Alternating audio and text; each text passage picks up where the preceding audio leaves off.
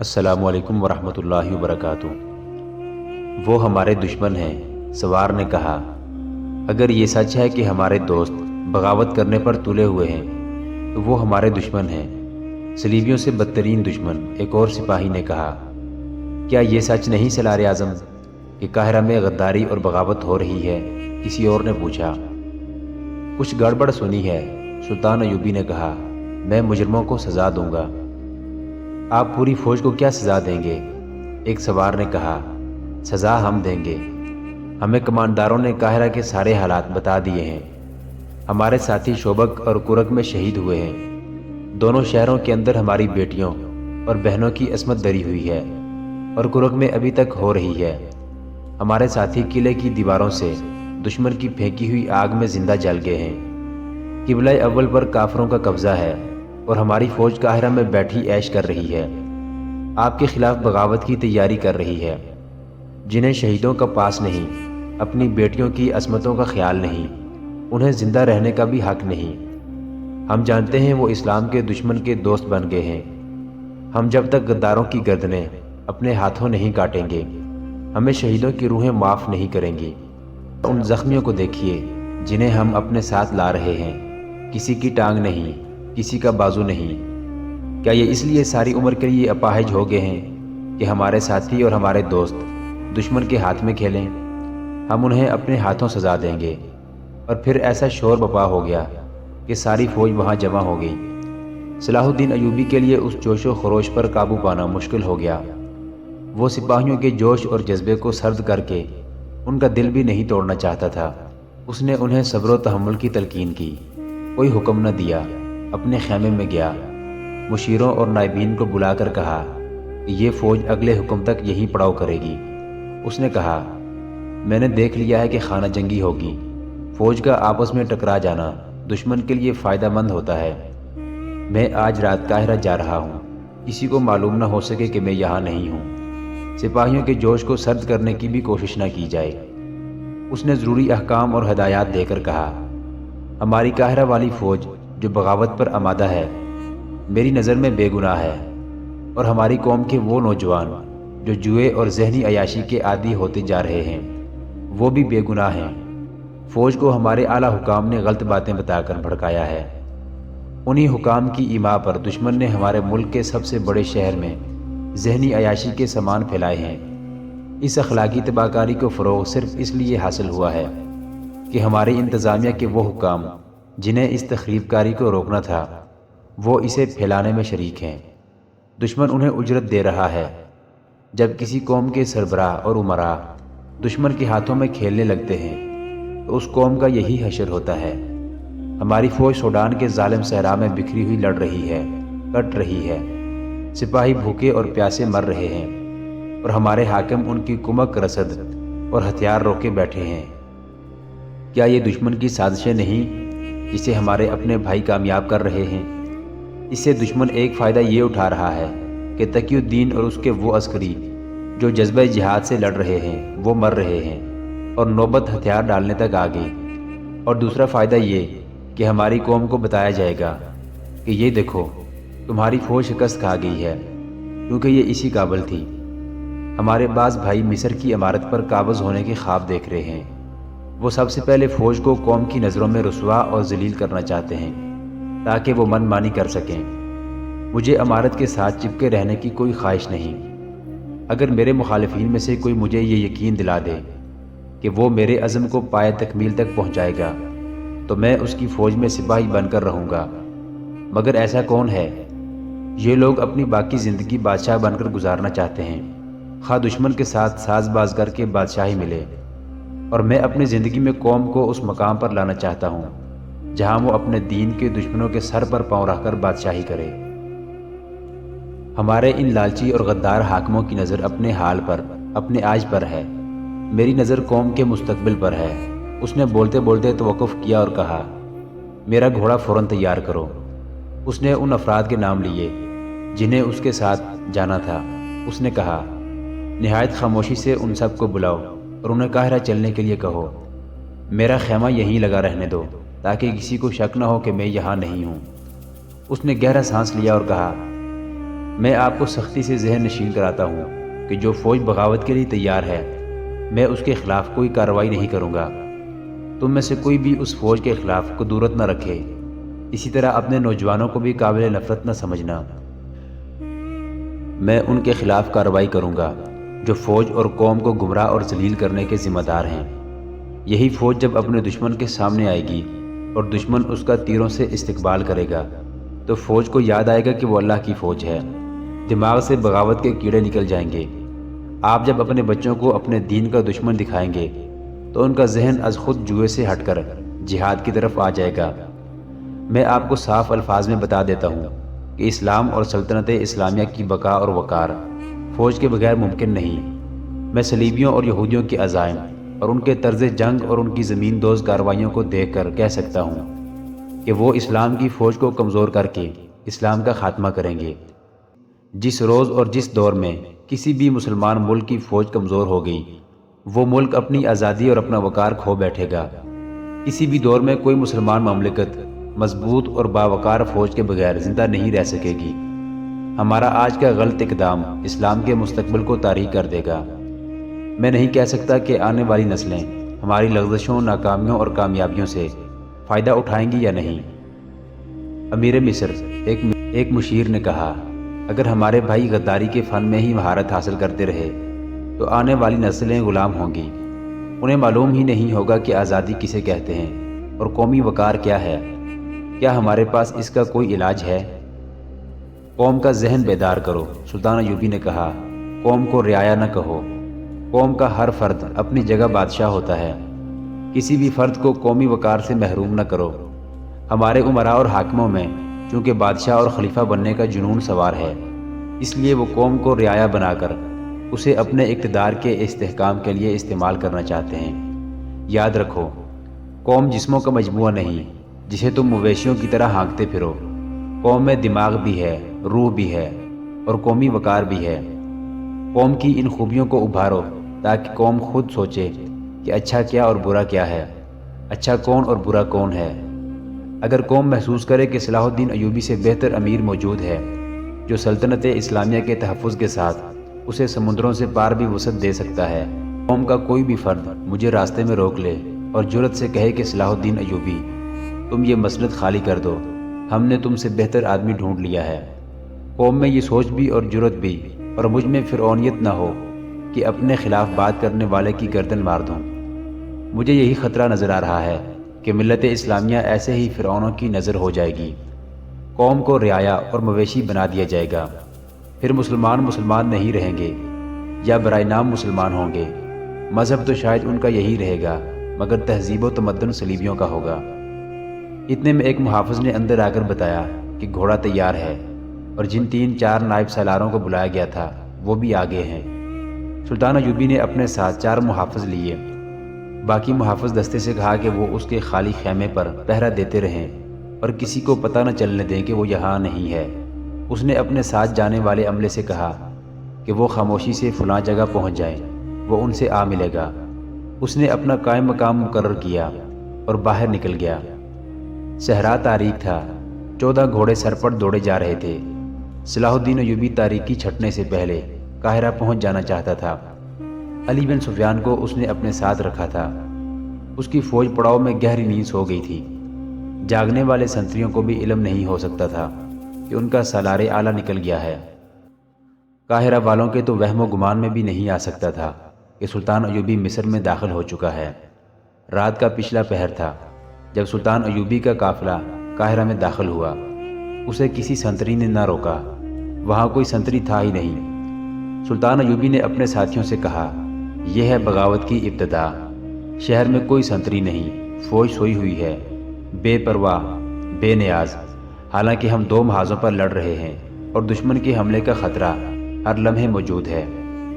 اپنے ٹھکانے پر پہنچتے ہی ایک لمحہ آرام کیے بغیر اس نے مصر کے قائم مقام سالار اعلیٰ کو بلا لیا، علی ادریس کو بھی بلا لیا، جس کے دونوں جوان بیٹوں کو غداروں نے دھوکے میں ایک دوسرے کے ہاتھوں قتل کرا دیا تھا۔ قائم مقام سالار اعلیٰ سلطان ایوبی کو دیکھ کر گھبرا گیا۔ سلطان ایوبی نے علی ادریس سے افسوس کا اظہار کیا۔ علی ادریس نے کہا، میرے بیٹے میدان جنگ میں جانے دیتے تو مجھے خوشی ہوتی، وہ دھوکے میں مارے گئے ہیں۔ اس نے کہا، یہ وقت میرے بیٹوں کے ماتم کرنے کا نہیں، آپ نے مجھے کسی اور مقصد کے لیے بلایا تھا، حکم فرمائیں۔ قائم مقام سالار اعلیٰ محب اسلام تھا۔ ان دونوں سے سلطان ایوبی نے قاہرہ کے اندرونی حالات کے متعلق تفصیلی رپورٹ لی اور پوچھا کہ ان کی نظر میں کون کون سے حاکم مشتبہ ہیں۔ وہ فوجی حکام کے متعلق خاص طور پر پوچھ رہا تھا۔ اسے چند ایک نام بتائے گئے۔ اس نے احکام دینے شروع کر دیے، جن میں اہم یہ تھے کہ مشتبہ حکام کو قاہرہ میں مرکزی کمان میں رہنے دیا جائے اور تمام فوج کو سورج نکلنے سے پہلے کوچ کی تیاری میں جمع کر لیا جائے، اور بھی بہت سی ہدایات دے کر سلطان ایوبی نے ایک پلان تیار کرنا شروع کر دیا۔ کچھ ہدایات علی بن سفیان کو دے کر اسے فارغ کر دیا۔ کچھ دیر بعد فوج کے کیمپ میں ہڑبونگ مچ گئی۔ فوج کو قبل از وقت جگا لیا گیا تھا۔ فوج اور انتظامیہ کے مشتبہ حکام کو صلاح الدین ایوبی کے ہیڈ کوارٹر میں بلا لیا گیا تھا۔ وہ حیران تھے کہ یہ کیا ہو گیا ہے۔ انہیں اتنا ہی پتہ چلا تھا کہ سلطان ایوبی آ گیا ہے۔ انہوں نے اس کا گھوڑا بھی دیکھ لیا تھا، لیکن انہیں سلطان ایوبی نظر نہیں آ رہا تھا، اور سلطان ایوبی انہیں ابھی ملنا بھی نہیں چاہتا تھا۔ اس نے انہیں کوچ تک فوج سے الگ رکھنے کا بندوبست کر دیا تھا۔ یہی اس کا مقصد تھا۔ کچھ ہی دیر میں فوج کوچ کے لیے میدان میں جمع ہو گئی، اور سواروں کی صفوں کے پیچھے رسد اور دیگر سامان سے لدے ہوئے اونٹ تھے۔ سلطان ایوبی نے فوج کو یہ ٹریننگ خاص طور پر دی تھی کہ جب بھی فوری کوچ کا حکم ملے تو فوج 1 گھنٹے کے اندر اندر بما، رسد اور دیگر سامان کے قافلے کے ساتھ تیار ہو جائے۔ اس ٹریننگ اور مشق کا کرشمہ تھا کہ فوج طلوع صبح کے ساتھ ہی کوچ کے لیے تیار ہو گئی تھی۔ سلطان ایوبی اپنے گھوڑے پر سوار ہو گیا۔ اس کے ساتھ مصر کا قائم مقام سالار اعلیٰ بھی تھا۔ سلطان ایوبی نے فوج کو ایک نظر دیکھا اور ایک صف کے سامنے سے گزرنے لگا۔ اس کے چہرے پر مسکراہٹ تھی، اور اس کے منہ سے بار بار یہ الفاظ نکلتے تھے، آفرین، صد آفرین، اسلام کے پاسبانوں، تم پر اللہ تعالیٰ کی رحمت ہو۔ صلاح الدین ایوبی کی شخصیت کا اپنا ایک اثر تھا جسے ہر ایک سپاہی محسوس کر رہا تھا۔ اس کے ساتھ اس کی مسکراہٹ اور داد و تحسین کے کلمے سپاہیوں پر اس اثر کو اور زیادہ گہرا کر رہے تھے۔ امیر اور سالار اعلیٰ کا سپاہیوں کے اتنا قریب جانا ہی کافی تھا۔ تمام فوج کا معائنہ کر کے سلطان صلاح الدین ایوبی نے مکمل طور پر بلند آواز سے فوج سے خطاب کیا۔ اس وقت کی تحریروں میں اس کے جو الفاظ محفوظ ملتے ہیں وہ کچھ اس طرح تھے: اللہ کے نام پر کٹ مرنے والے مجاہدوں، اسلام کی ناموس تمہاری تلواروں کو پکار رہی ہے۔ تم نے شوبک کا مضبوط قلعہ، جو کفر کا سب سے زیادہ مضبوط مورچہ تھا، ریت کا ٹیلا سمجھ کر توڑ ڈالا تھا۔ تم نے صلیبیوں کو صحراؤں میں بکھیر کر مارا اور جنت الفردوس میں جگہ بنا لی ہے۔ تمہارے ساتھی، تمہارے عزیز دوست تمہارے سامنے شہید ہوئے۔ تم نے انہیں اپنے ہاتھوں سے دفن کیا۔ ان چھاپا مار شہیدوں کو یاد کرو جو دشمن کی صفوں کے پیچھے جا کر شہید ہوئے۔ تم ان کا جنازہ نہ پڑھ سکے، ان کی لاشیں بھی نہ دیکھ سکے۔ تم تصور کر سکتے ہو کہ دشمن نے ان کی لاشوں کے ساتھ کیا سلوک کیا ہوگا۔ شہیدوں کے یتیم بچوں کو یاد کرو، ان کی بیویوں کو یاد کرو جن کے سہاگ خدا کے نام پر قربان ہو گئے ہیں۔ آج شہیدوں کی روحیں تمہیں للکار رہی ہیں، تمہاری غیرت کو اور تمہاری مردانگی کو پکار رہی ہیں۔ دشمن نے کرک کے قلعے کو اتنا مضبوط کر لیا ہے کہ تمہارے کئی ساتھی دیواروں سے پھینکی ہوئی آگ میں جل گئے ہیں۔ تم اگر وہ منظر دیکھتے تو سر کی ٹکروں سے قلعے کی دیواریں توڑ دیتے۔ وہ آگ میں جلتے رہے اور دیوار میں شگاف ڈالنے کی کوشش کرتے رہے۔ موت نے انہیں مہلت نہ دی۔ عظمت اسلام کے پاسبانوں، کرک کے اندر تمہاری بیٹیوں اور تمہاری بہنوں کی عصمت دری ہو رہی ہے۔ بوڑھوں سے مویشیوں کی طرح مشقت دی جا رہی ہے۔ جوانوں کو قید میں ڈال دیا گیا ہے، ماؤں کو بچوں سے الگ کر دیا گیا ہے۔ مگر میں کہ جس نے پتھروں کے قلعے توڑے ہیں، مٹی کا قلعہ سر نہیں کر سکا۔ میری طاقت تم ہو، میری ناکامی تمہاری ناکامی ہے۔ اس کی آواز اور زیادہ بلند ہو گئی۔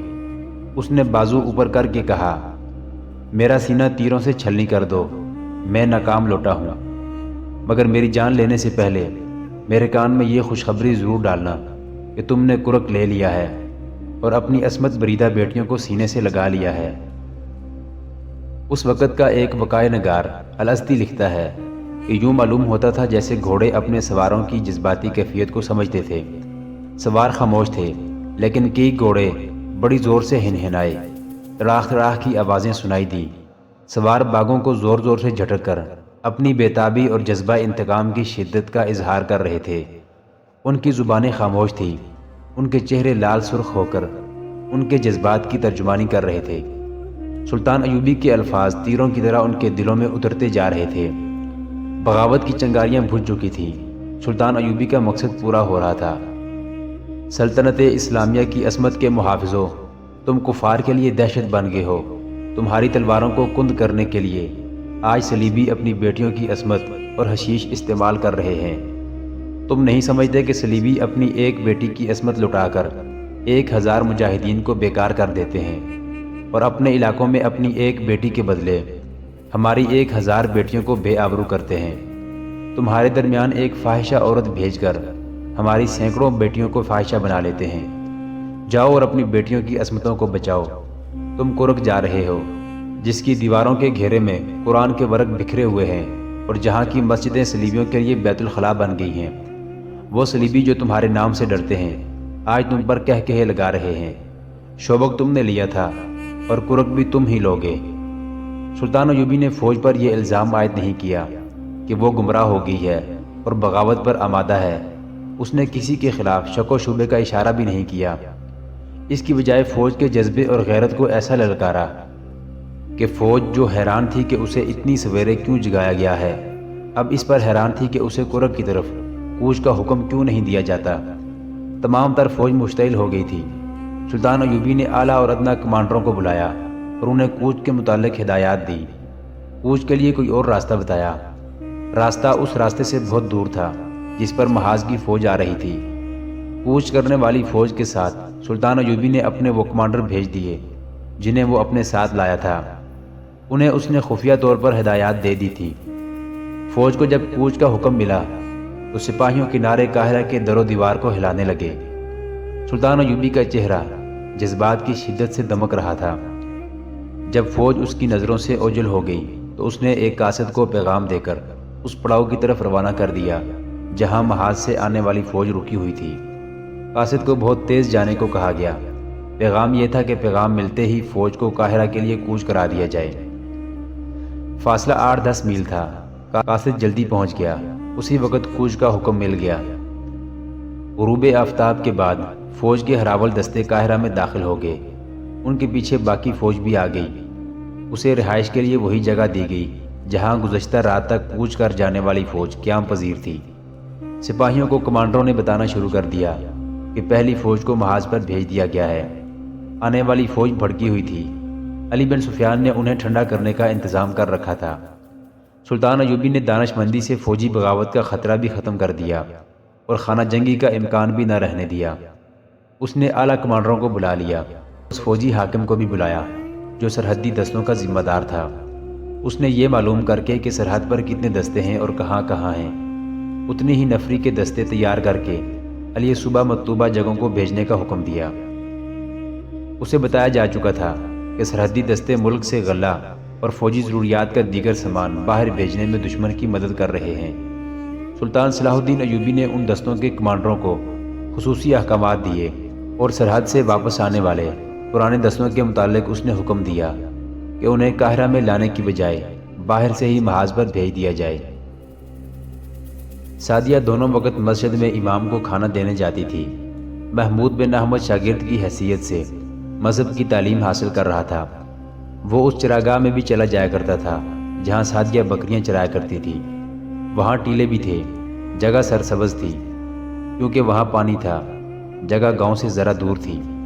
سعدیہ اب محمود کو اپنا محافظ سمجھنے لگی تھی اور اسے یقین ہو گیا تھا کہ محمود اسے کافروں کے قبضے میں جانے سے بچا لے گا، مگر محمود اس کی یہ بات نہیں مانتا تھا کہ اسے فوراً گاؤں سے لے جائے۔ سعدیہ نے اسے یہ بھی کہا تھا کہ وہ اسے اپنے گاؤں چھوڑ آئے اور یہاں آ کر تعلیم مکمل کر لے۔ محمود اسے بتا نہیں سکتا تھا کہ اس کا گاؤں مصر کے دوسرے سرے پر ہے جہاں وہ اتنی جلدی نہیں جا سکتا۔ اس نے اپنے جاسوسی کے فن کے مطابق یہ یقین کر لیا تھا کہ سعدیہ دشمن کی اعلی کار نہیں۔ اگر محمود کے راستے میں فرض حائل نہ ہوتا تو وہ کبھی کا سعدیہ کو وہاں سے لے جا چکا ہوتا۔ فرض کے علاوہ امام مسجد اس کے محکمے کا افسر تھا۔ جس کی موجودگی میں وہ اپنے فرض میں کوتاہی نہیں کر سکتا تھا۔ امام نے اسے یہ بھی کہا تھا کہ وہ اس کے ساتھ رہے، اس کا کہنا حکم کی حیثیت رکھتا تھا۔ ایک روز اچانک گاؤں میں رونق آ گئی، کچھ اجنبی صورتیں نظر آنے لگیں۔ ہر کسی کی زبان پر ایک ہی کلمہ تھا، وہ آ رہا ہے، وہ آسمان سے آیا ہے، مرے ہوں کو زندہ کرنے والا آ رہا ہے۔ گاؤں کا ہر فرد بہت ہی خوش تھا، وہ کہتے تھے کہ ان کی مرادیں پوری کرنے والا آ رہا ہے۔ سعدیہ دوڑتی آئی اور محمود بن احمد سے کہا، تم نے بھی سنا ہے کہ وہ آ رہا ہے؟ تم جانتے ہو میں اسے کیا مانگوں گی؟ میں اسے کہوں گی کہ محمود مجھے فوراً یہاں سے لے جائے، پھر تم مجھے لے جاؤ گے۔ محمود کچھ بھی جواب نہ دے سکا۔ اس نے ابھی تک اس پر اسرار آدمی کو نہیں دیکھا تھا جسے لوگ پیغمبر تک کہتے تھے۔ محمود کی ڈیوٹی کے علاقے میں وہ پہلی بار آ رہا تھا۔ اس کی کرامات اور معجزوں کی کہانیاں اس علاقے میں کبھی کی پہنچ رہی تھی۔ محمود باہر نکل گیا تو اجنبی لوگوں میں اسے اپنے دو ساتھی جاسوس نظر آئے۔ ان کا علاقہ کوئی اور تھا۔ محمود نے ان سے پوچھا کہ وہ اس کے علاقے میں کیوں آ گئے ہیں، تو انہوں نے بتایا کہ وہ اس غیب دان کو دیکھنے آئے ہیں، مگر وہ جاسوسوں کی حیثیت سے نہیں آئے تھے، بلکہ اس سے پوری طرح متاثر تھے۔ انہوں نے اس کی کرامات کسی جگہ دیکھی تھی جو انہوں نے محمود کو ایسے انداز سے سنائی کہ وہ مرعوب ہو گیا۔ یہ دونوں اس غیب دان کو برحق سمجھنے لگے تھے۔ محمود نے سوچا کہ علی بن سفیان کے تربیت یافتہ جاسوس جس سے متاثر ہو جائیں وہ برحق ہو سکتا ہے۔ محمود اس سرسبز جگہ کی طرف چلا گیا جہاں سعدیہ بکریاں اور اونٹنی چرانے کے بہانے اسے ملا کرتی تھی، مگر وہاں کچھ اور ہی گہما گہمی تھی۔ اسے دور ہی دو آدمیوں نے روک دیا اور کہا کہ خدا کا بھیجا ہوا پیغمبر آ رہا ہے، یہ جگہ اس کے لیے صاف کی جا رہی ہے، وہ یہیں قیام کرے گا۔ اس نے دور سے دیکھا کہ ایک ٹیلے میں غار سا بنایا جا رہا تھا اور جگہ ہموار کی جا رہی تھی۔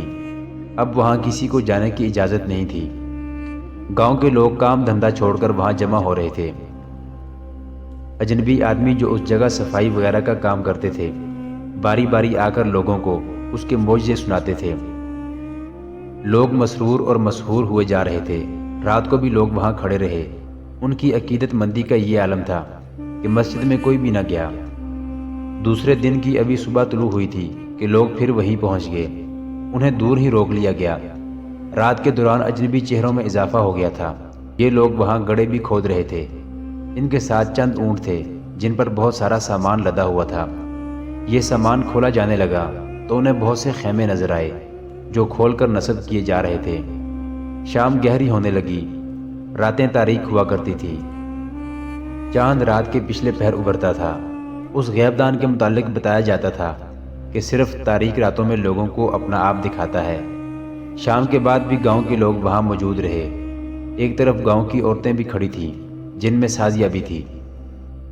جو جگہ آنے والے کے لیے صاف کی جا رہی تھی وہاں مشعلیں جل رہی تھی۔ دو آدمی ان چند لڑکیوں کے پیچھے سے آئے جن میں سعدیہ تھی۔ لڑکیاں انہیں دیکھ نہ سکی۔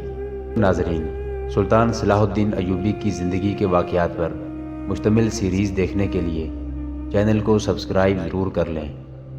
گزشتہ اقساط دیکھنے کے لیے چینل پر پلے لسٹ کا وزٹ کریں۔ ویڈیو کو لائک اور شیئر ضرور کیجیے۔ کمنٹ باکس میں اللہ اکبر ضرور ٹائپ کریں۔ اللہ آپ کا حامی و ناصر ہو۔